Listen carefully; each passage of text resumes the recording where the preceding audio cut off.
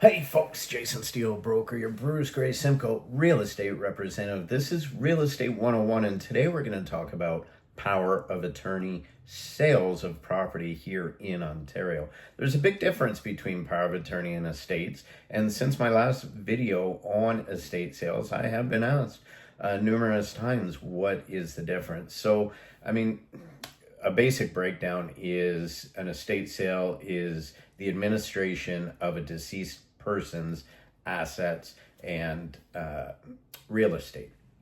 Power of attorney is where a grantor who is of sound mind grants someone else the ability to take care of their real estate matters. There can be power of attorney for medical, there can be power of attorney for the estate, for the real estate, and that's what we're talking about today.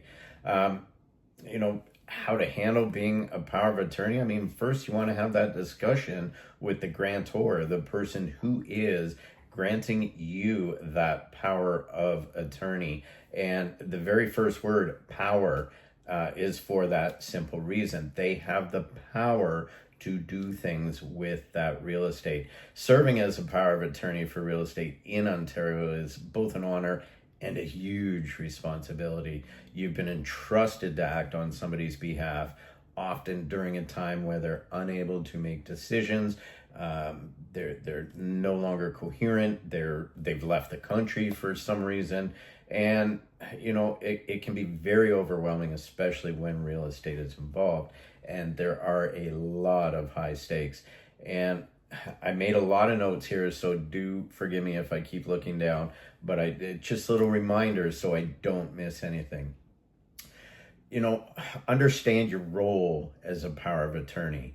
It grants you the authority to manage someone's financial and legal affairs, including real estate transactions, buying and selling of properties, leasing, maintaining, paying the property taxes, mortgage, and utilities. Your primary responsibility is to act in the best interest of the individual who appointed you to, and that is the grantor. In Ontario, the duty is governed by the Substitute Decisions Act of 1992, which requires you to exercise full due diligence, honesty, integrity, and acting in good faith in all your actions. So the way to get started as a power of attorney is first review the power of attorney document. Know what's going on. The power of attorney continues. It remains valid if the grantor becomes mentally incapable, and it applies only to specific tasks or time periods. It depends on how it's written. You need to understand the grantor's wishes, communicate with them, especially at the time that they grant you that power of attorney, because they're obviously of sound mind and able-bodied that they can do it. You need to familiarize yourself with Ontario real estate laws, including TRESA, which is the Trust and Real Estate Services Act, and land registration. Always, always, always talk to a lawyer if you don't understand. What to look for as a power of attorney: mental capacity, first of all. When it's time to sign that property, that agreement of purchase and sale, you want to be able to scrutinize the validity of that document. You got to make sure that there's no conflict of interest. So anything that you do is not for the betterment of you, and not it can't align with your own needs. It has to align in the needs of the grantor, the person who gave you that role, that power.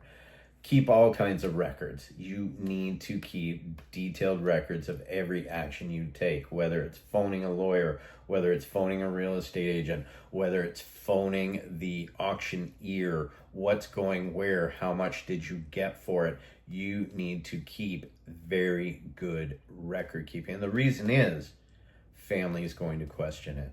Guaranteed. Family, you could be a family member, you might be a friend. Doesn't matter. Family will question everything.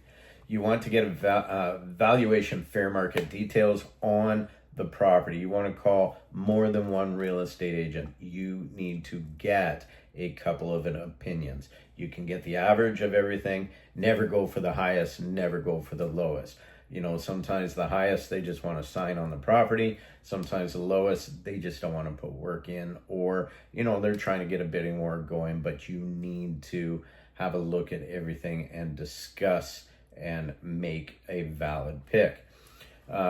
Family disputes definitely can be an issue. Lots of emotions, lots of scrutiny. This is why you need to maintain transparency, lots of record keeping. There will be financial liabilities. You are liable for the grantor's debts. Make sure the bills are paid on time, every time, whether it's monthly, bi-weekly, weekly, daily, doesn't matter. It doesn't matter. You have to make sure that these debts are paid. There's going to be unexpected costs. So, you know, repairs on the house, rise in property taxes. Make sure that there's funds to cover the expenses. Please avoid using your own money if you have to.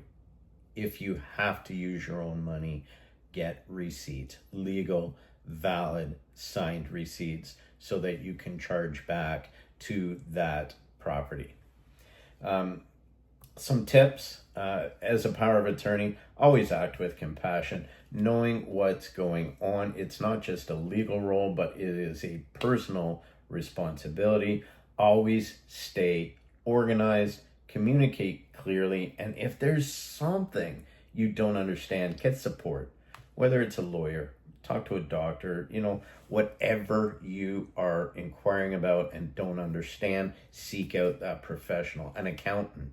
If it's something financial, talk to an accountant, talk to the bank, go in and speak to the bank where the grantor has his account. You have that authority. Your role does not end until A, the grantor revokes the power of attorney, and of course they have to be of sound mind, or the grantor passes away, at which time and which point the executor of the estate takes over.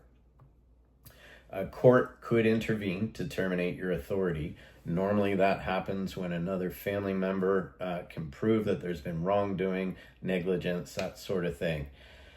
So, to sum it up, serving as a power of attorney for real estate in Ontario is a very important role that requires care, diligence, and a commitment to the grantor's best interest. By understanding your responsibility, seeking professional guidance, and staying organized, you can definitely navigate this role effectively. Remember, you've been chosen because of your responsibility, because someone trusts you deeply. Approach it with care, approach it with integrity. If you have any questions, give me a call. It's Jason Steele, broker, 519-377-2147. I want to thank you so much. I know it was a bit of a longer video here today, but you really do need to understand your role as a power of attorney in Ontario. Have a great day.